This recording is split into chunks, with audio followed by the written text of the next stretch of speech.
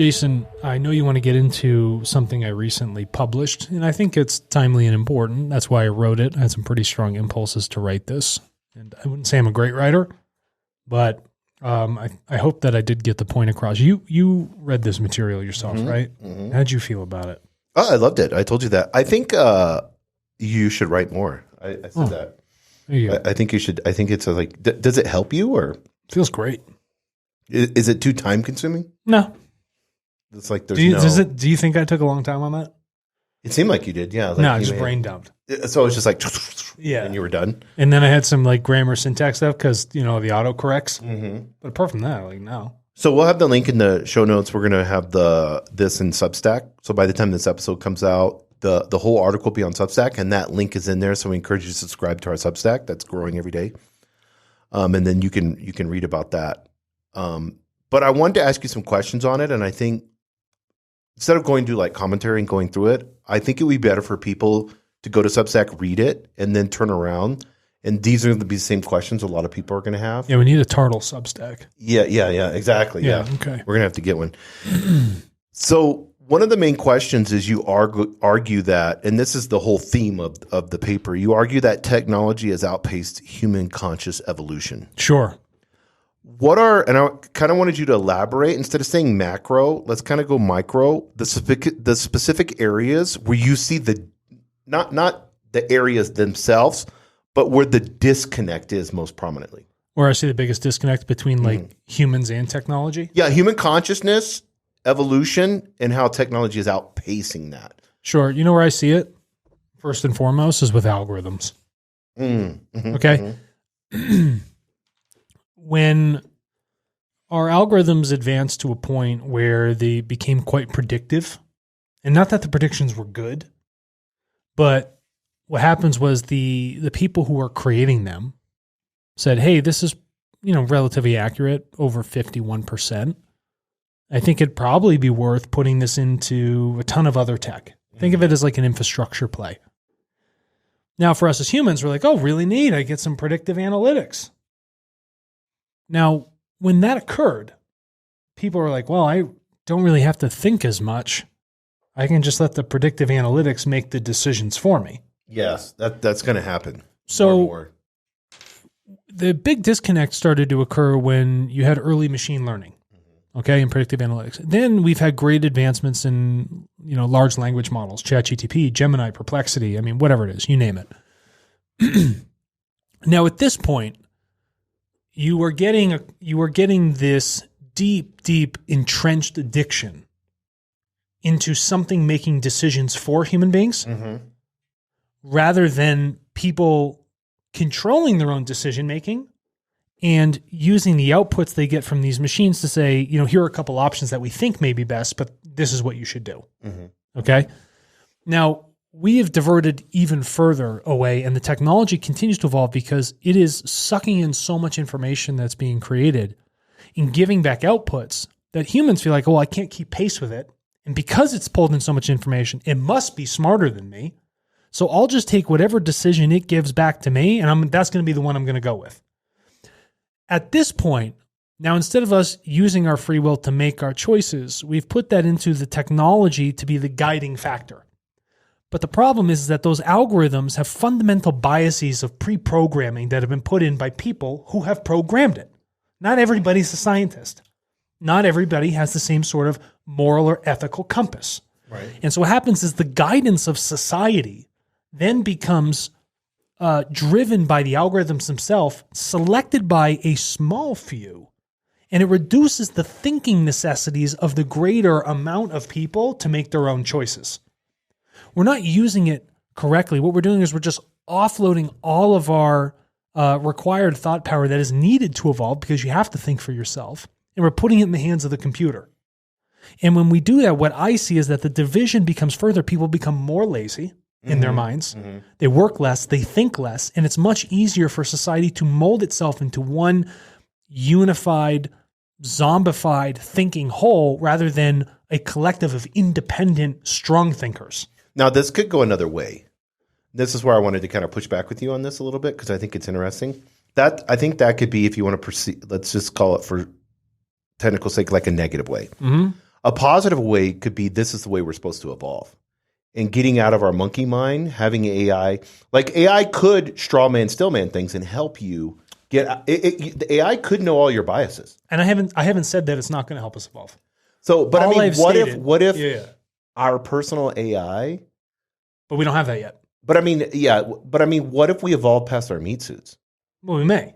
I mean, because our conscious could be in the cloud and still reincarnate, correct? Here's my Could it? Yeah, there's I don't see any reason why it couldn't. Here's my point. Technology is so far outpaced where the material consciousness of human beings currently sits today. Mm-hmm. It's that much more significant. And the technology continues to increase, but there hasn't been a real massive definitive increase in consciousness of understanding that human beings have. But I think what I'm seeing with this is, as with any scary technology that comes out there, regardless of what it is, the intent of the human to use it.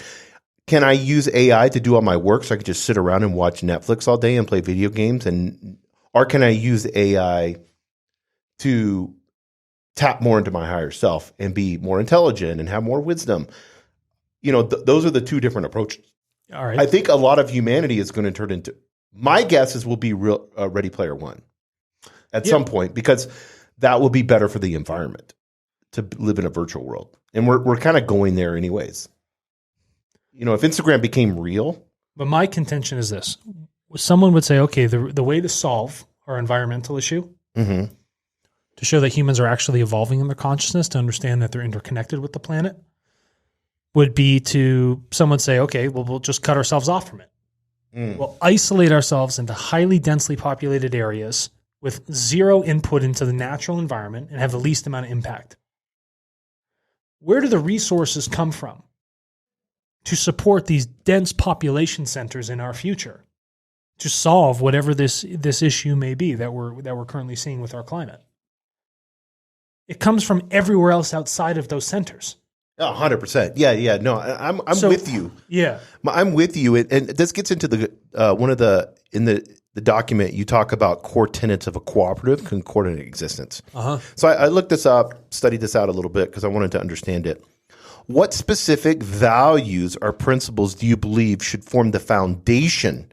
Because this cooperative, concordant existence, you're talking almost like a new consciousness. Yeah. So what principles, values, how do you think this should begin? How do you think humanity should look at forming this foundation? Only one place to start. People need to be made aware from their technology and what they're materially addicted to is that every single choice that is made is interconnected with everything else. Mm-hmm. If that isn't seen, then we will have no great advancements. Our technology will solve nothing. Right. We will dive deeper into advancing the technology, but not actually solving the core issues of understanding. Mm-hmm. Because how that technology gets used. Microwaves are great for cooking your food, right? Mm-hmm. Do you know how they use them in warfare? That's where they came from. But this is my point. Okay? Scalar weapons. Okay? Lasers. Lasers are cool. We like them. They're helpful in science and research, but they're also really good at guiding nuclear warheads. Mm-hmm. Okay? There's a mass of things that we have, and we create fantastically high technology. But how we choose to use it is not actually for the advancement of our understanding. And it's a simple proof to this. Our population has grown drastically in its density. Okay?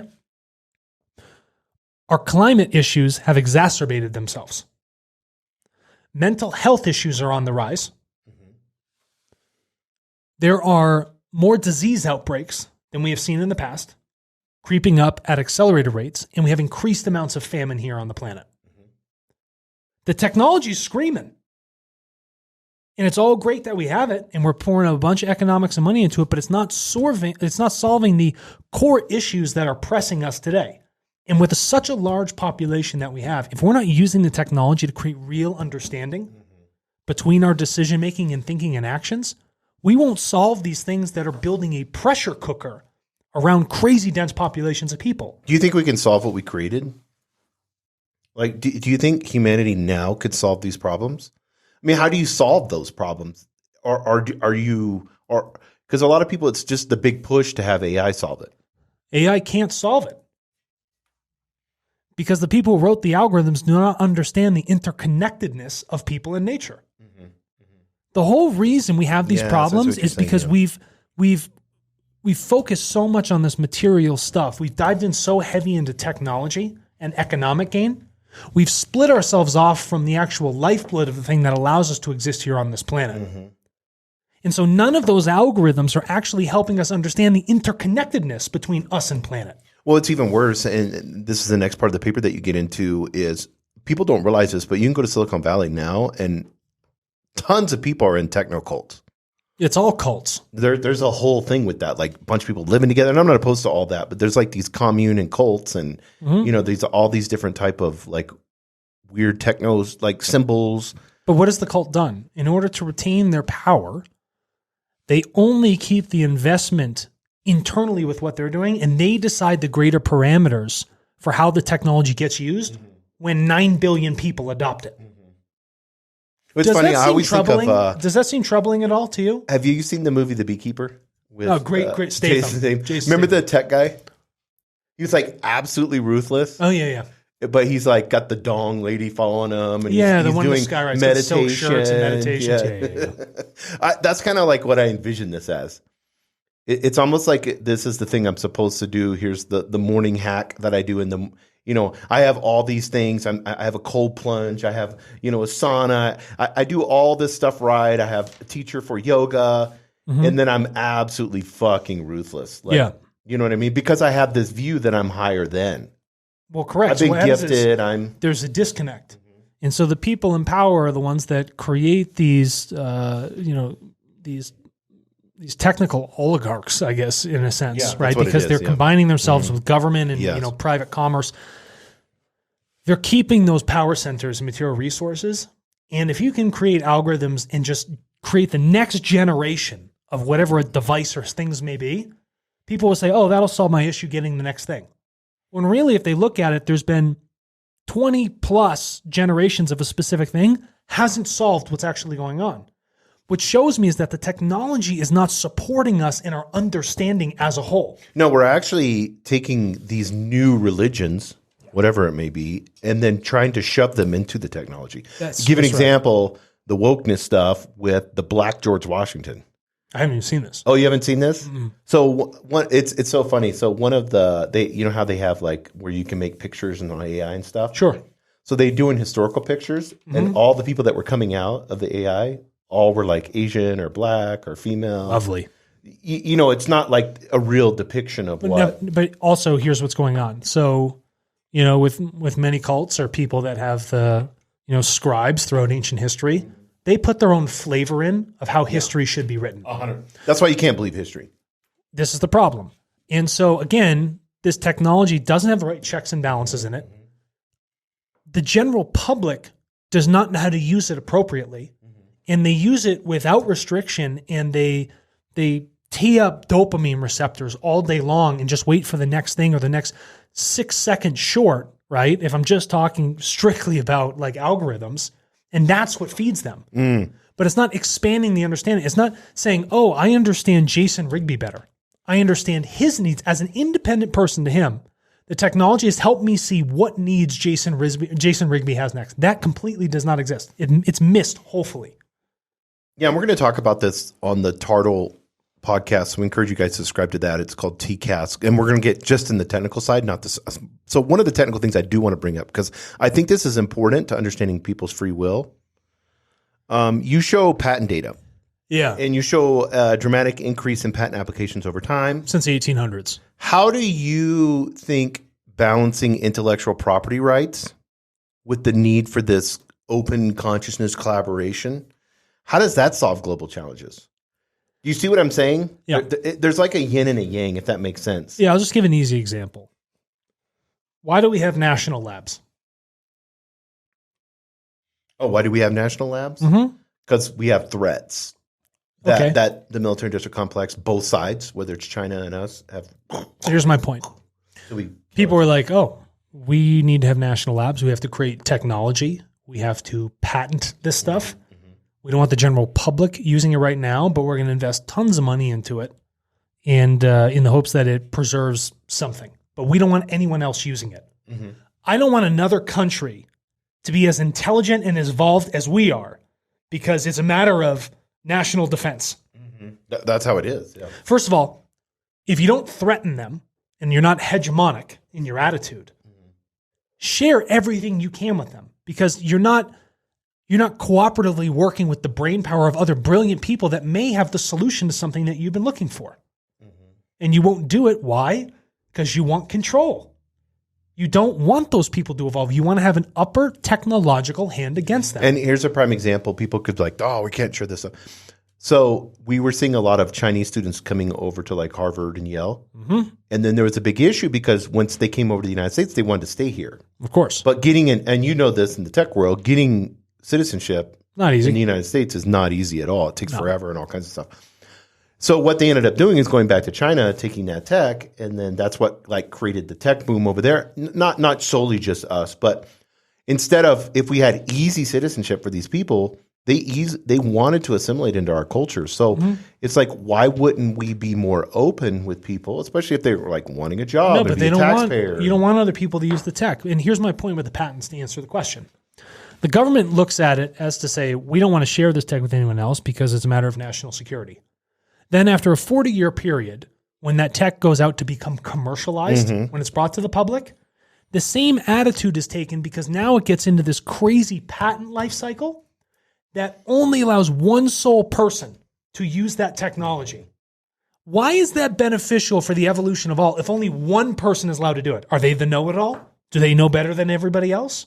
Yeah, and who gets to make that decision? Who gets to make that decision? The deep state? And now here's the other aspect of it.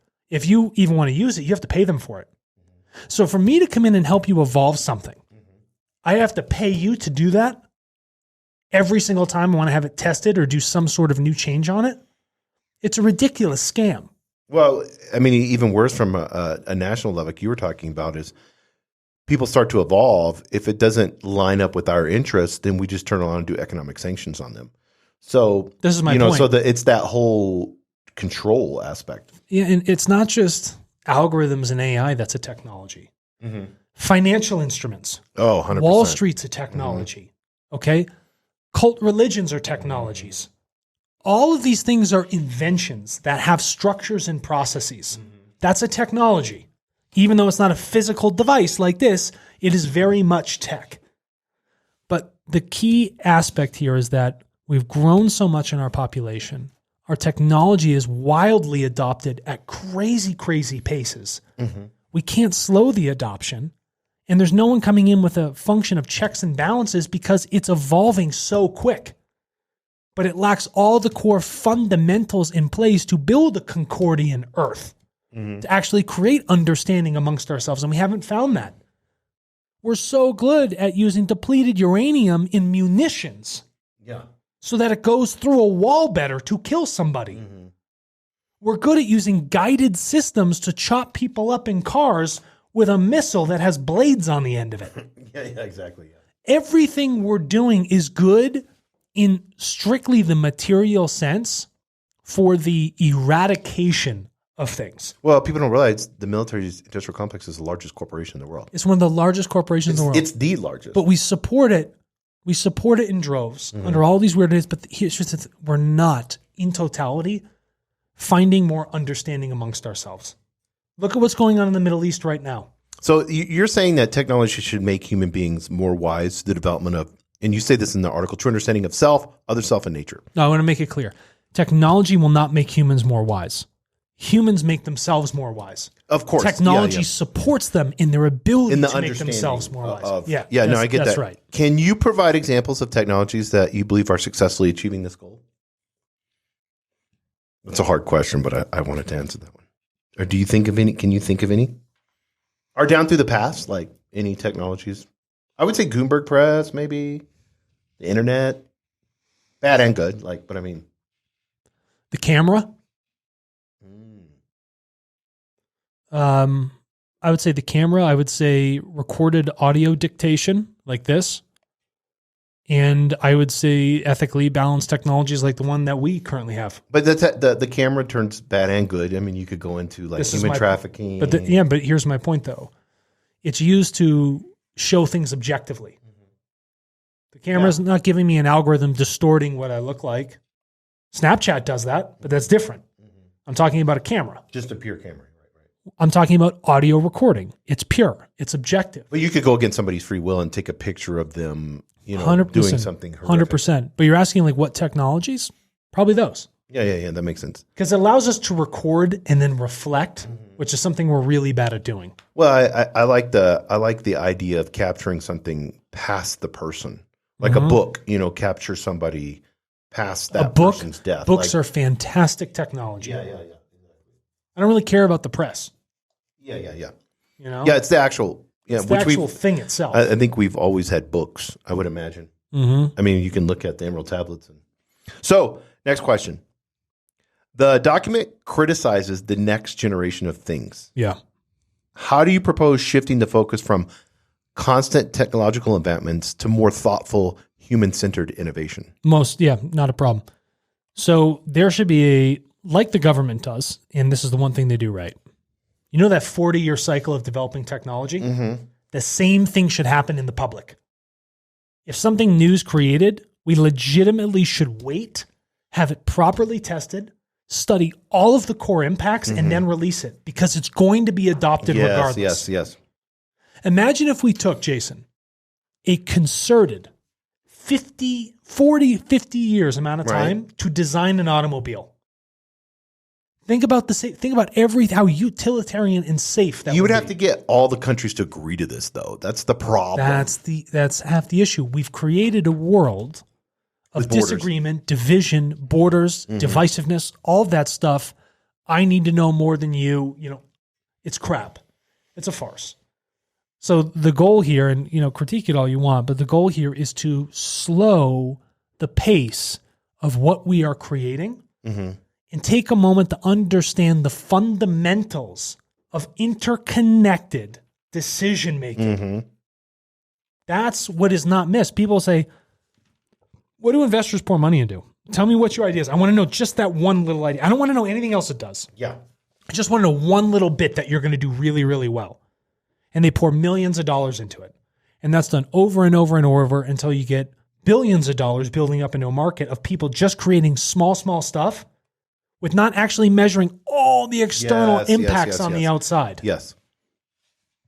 I love that. Is this making sense? 100%. The things that I want to talk about 5 things just real quick of things that I think is awesome in the paper. One is the holistic perspective. It presents a comprehensive view of technological development. You have historical, social, and philosophical context, which I think a lot of times people take one of those. We were just talking about this in the office. People take one of those and then they make the main thing not the main thing. Right. And they're all interconnected. Yes. This paper had historical, social, and philosophical. And so this holistic approach, I think, provides a unique, thought-provoking perspective. And I think it should be all challenges facing humanity should be brought through that filter. They have to be. Yeah. So that's why I thought the significance of the paper was so profound. Right. Like if you really think about that, paper could change humanity. And listen, the whole point of writing stuff is that hopefully people read it like, wow, that struck me here. Yeah, exactly. Yeah. Yeah. And I think the ethical considerations, like the emphasis of integrating ethical principles and human values and taking the time to study that, as you were just talking about, and you talked about that in the paper, in technological development. And I think that is probably one of the most relevant things that we could do right now. And no one's doing it. Not even use the word slow down. I mean, obviously that's what we're talking about. But if you don't want to use the word slow down because of the competitive reason, at least take funding and put it into an ethical department or something that is trying to match the pace of what is going down if you don't want to slow down. But they don't do it because the yield curve's too long for their return. Yeah, I know. Yeah, exactly. Yep. Why throw $5 here when I could put the $5 more at the earliest part of this paper? What did I say about evolution? Yeah, it's exactly. Slow. Yes. And it's hard to recognize. Well, that's the next thing is the long-term vision. I have that written down. I think this paper is valuable because it encourages the reader to consider the far-reaching consequences of current technological trends when you look at a long-term view. Because so far our trends even are usually, well, here in the United States, we're geared for 4 years. Everything's every 4 years, every 4 years, every 4 years. Yeah. You know, and that's kind of what we look at stuff. And in the financial world, a day is a long time. And think about for people on their technology, 30 seconds is long. So how is it that people can think to longer term interconnected thoughts, okay, about what to design and what to use if their whole world is framed around 30 seconds or less? That's why you have to stop altogether and pause and think about it for a bit. We're not used to taking lengthy amounts of thought and rumination on something. We're not good at thinking things through. Yeah, no. If you were good at thinking things through, right, you wouldn't go out and have an international conflict with someone. for no reason. For no reason. But I mean, their reasons are like, yeah, but they're not real reasons. no, they're costing human lives over the sake of profit. If you thought things through, you wouldn't be charging people for healthcare. If you thought things through, you wouldn't be pouring so much money into the military-industrial complex. Well, this is funny. People don't realize. I just want to let people know really quick, and you can look this up in the bills that were passed. People don't realize what's happening. The money that is given to Ukraine, and everybody's like, "Let's help Ukraine. Let's help Ukraine." None of the money is going to Ukraine. No, they're bills for defense. What is happening is the $1 billion are allocated to defense contractors.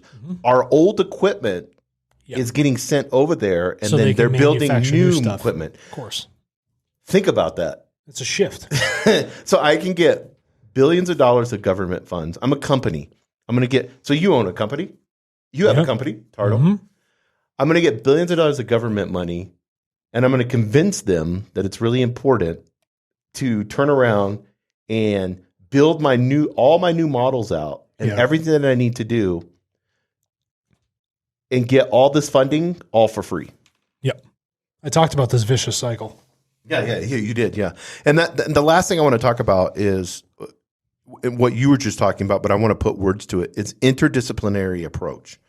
You draw connections between technology, consciousness, if you want to call it religion, whatever you want to call it.